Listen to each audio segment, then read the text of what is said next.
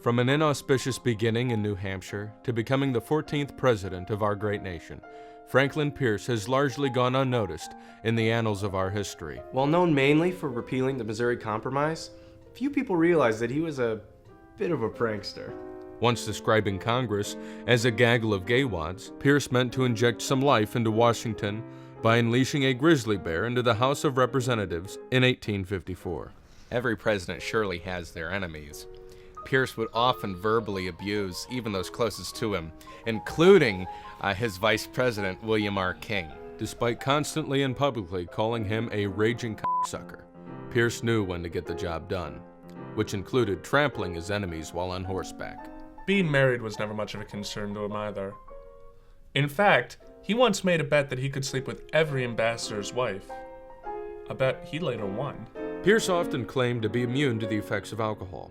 However, in his dreams of hosting a bitchin' kegger, Pierce sacrificed much of his well-being. Such debauchery would not be seen again until the Benjamin Harrison administration. One night he was so drunk that he accidentally sold the Constitution to a band of pirates.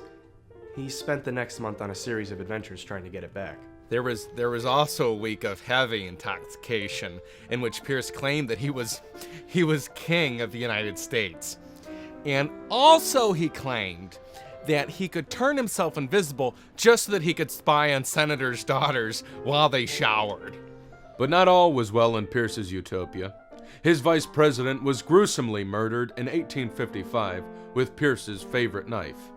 There was never conclusive evidence linking Pierce to the murder. Pierce's popularity was at an all-time low.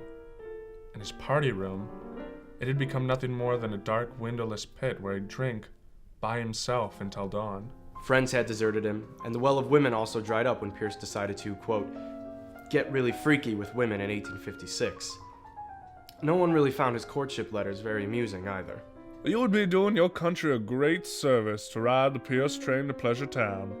You know the address. Franklin Pierce, May 1856.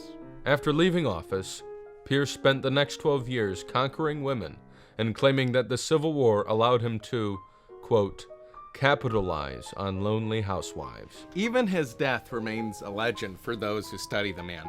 The majority claim that he died while urinating on the front lawn of the White House, and that a congressman stabbed him in the back, ironically, with his favorite knife.